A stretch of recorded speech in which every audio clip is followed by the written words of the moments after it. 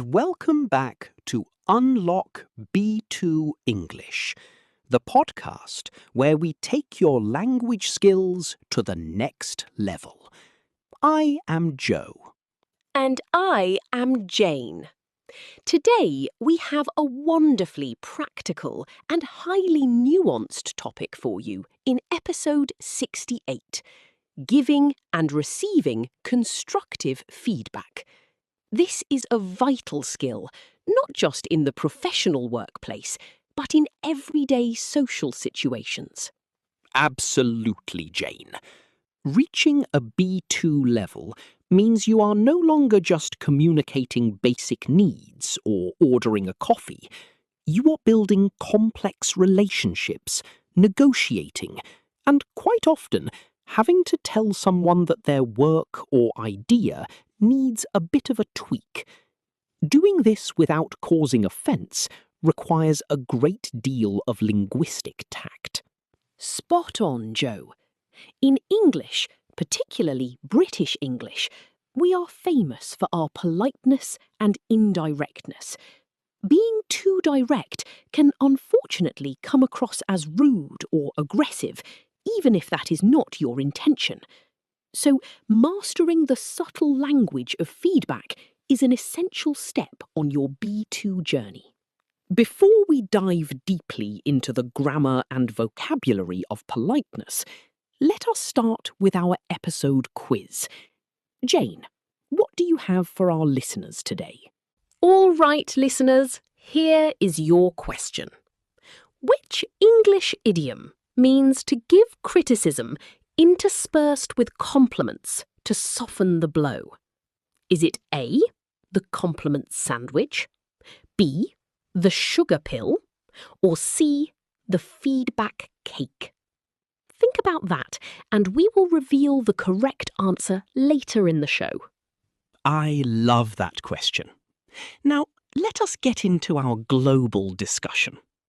Jane, when we talk about constructive feedback, what do you think is the most common linguistic pitfall for B2 learners? I would say the biggest pitfall is using overly direct, simple language. When learners lack the vocabulary, they default to blunt statements. For example, instead of using "your report is wrong," you could use the more advanced "it seems there might be a few inaccuracies in the report." Notice the strategic use of the modal verb might and the softening phrase "it seems." Exactly. We use tentative language to distance the person from the mistake, creating a psychological buffer. Here is another explicit example of how to upgrade your phrasing. Instead of saying, "you need to change this section," a great way to express this is, "you might want to consider tweaking this section." The verb tweak is a fantastic B2 word, meaning to make a small, precise adjustment. That is a brilliant example, Joe. Modals like might, could, and would are your best friends here. Another incredibly powerful linguistic tool for feedback is the passive voice. When we use the active voice, like "you made an error in the calculation," it points the finger directly at the person. It can make them feel cornered and defensive. Right. So, to depersonalize the feedback and sound more professional, we flip it into the passive structure. For example, instead of using "you made a mistake," you could use the more advanced "it appears that a mistake was made in the calculation." You are focusing on the error itself, not the person who committed it. This is a classic B2 and C1 strategy for diplomatic business communication. It certainly is. Let us look at another common scenario. What if you completely disagree with someone's idea in a meeting? Saying "I disagree with you" is grammatically correct, but pragmatically quite harsh. A great way to express this is, "I see where you are coming from, but have we considered alternative approaches?" The phrase "I see where you are coming from" shows empathy and validates their perspective before you introduce your counter-argument. That concession clause is absolutely vital. It shows you are listening. However, when we are giving feedback, it is equally important not to be so vague that the message is entirely lost. We have an idiom for that: beating around the bush. Beating around the bush means avoiding the main topic because it is uncomfortable. You do not want to be so incredibly polite that your actual point disappears. Absolutely, Joe. You need a careful balance. You want to provide constructive criticism without completely sugarcoating it. Sugarcoating means making something seem falsely positive or hiding the real issue. So, how do we strike that perfect balance? We use positive framing. For example, instead of using "your presentation skills are quite poor," you could use the more advanced "there is definitely some room for improvement in your presentation skills." Room for improvement is such a phenomenally useful fixed phrase. It focuses entirely on the potential for future growth rather than dwelling on current failure. It is incredibly motivating. We also need to think about vocabulary for the person receiving the criticism. Often, learners do not know how to respond to feedback elegantly. Yes, receiving feedback gracefully is just as important as giving it. If a manager gives you constructive criticism, you should aim not to get defensive. Instead of saying, "I will think about it," which can sound incredibly dismissive, a great way to express this is, "Thank you.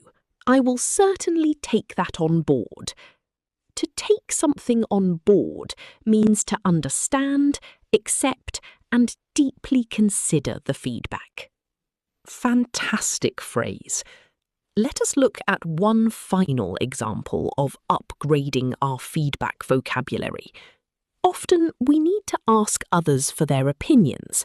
For example, instead of using "give me your feedback," you could use the more advanced "I would be eager to elicit your feedback on this proposal."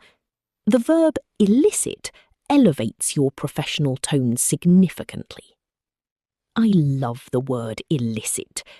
So we have looked at modal verbs for softening, the passive voice for depersonalizing, concession clauses for disagreeing gracefully, and positive framing.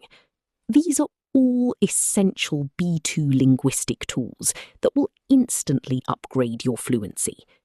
Now, let us do a quick, dedicated review of the key vocabulary we have mentioned today. Good idea, Jane. Let us start with to sugarcoat. It is a verb meaning to make something seem more positive or pleasant than it really is. Here is example 1. The manager did not sugarcoat the bad financial news. She told us the facts directly. Example 2. I appreciate your honesty, so please do not sugarcoat your feedback on my essay. Next, we have to take something on board. This means to fully understand and accept an idea or a piece of information. Example 1. I have listened carefully to your suggestions, and I will take them on board for the next project phase. Example 2. It took him a while to take the criticism on board, but he eventually realised it was very helpful. Our third phrase is constructive criticism. This is a noun phrase referring to useful and helpful feedback rather than purely negative comments. Example 1. We actively encourage a culture where constructive criticism is welcomed by all team members. Example 2. If you truly want to improve your writing, you need to be open to constructive criticism. Word number 4 is defensive. It is an adjective describing someone who is anxious to challenge or avoid criticism, often reacting as if they are being personally attacked. Example 1. When I gently mentioned the error, he immediately became defensive and crossed his arms.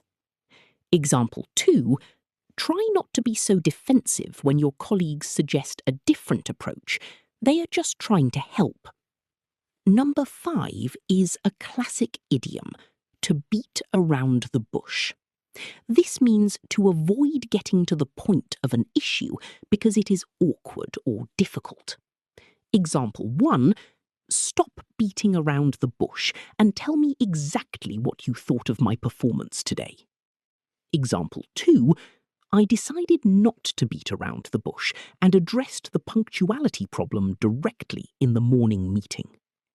Finally, we have room for improvement. This refers to the potential for doing a better job or reaching a higher standard. Example 1. Your grammar is excellent, but there is still some room for improvement in your pronunciation of certain vowels.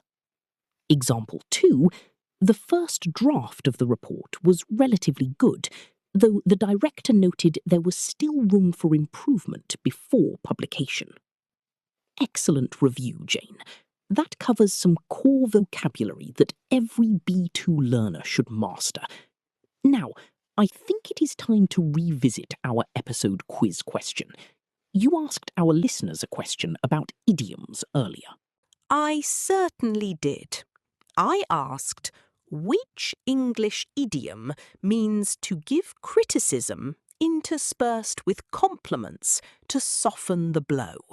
Was it A, the compliment sandwich, B, the sugar pill, or C, the feedback cake? The correct answer is A, the compliment sandwich. This is a very common technique in business communication. It involves starting with a positive comment, delivering the negative feedback or criticism in the middle, and then finishing with another positive comment. It effectively sandwiches the criticism between two thick layers of praise. Precisely. Though some modern management experts argue it can be slightly confusing for the recipient, it is still a very widely recognised phrase and technique in the English-speaking corporate world. It is definitely one you should know. Well, that comprehensive deep dive brings us to the end of episode 68. We really hope you have taken all these tips on board and feel much more confident about navigating the tricky waters of giving and receiving feedback in English. Absolutely. Your homework is to practice using these softening phrases and idioms in your next English conversation. Remember, fluency is not just about what you say, but how you say it. Do not forget to check the podcast show notes for extra activities, transcripts, and vocabulary lists. Thank you so much for tuning in to Unlock B2 English. Keep practicing, stay curious, and we will catch you in the next episode. Goodbye. Cheerio!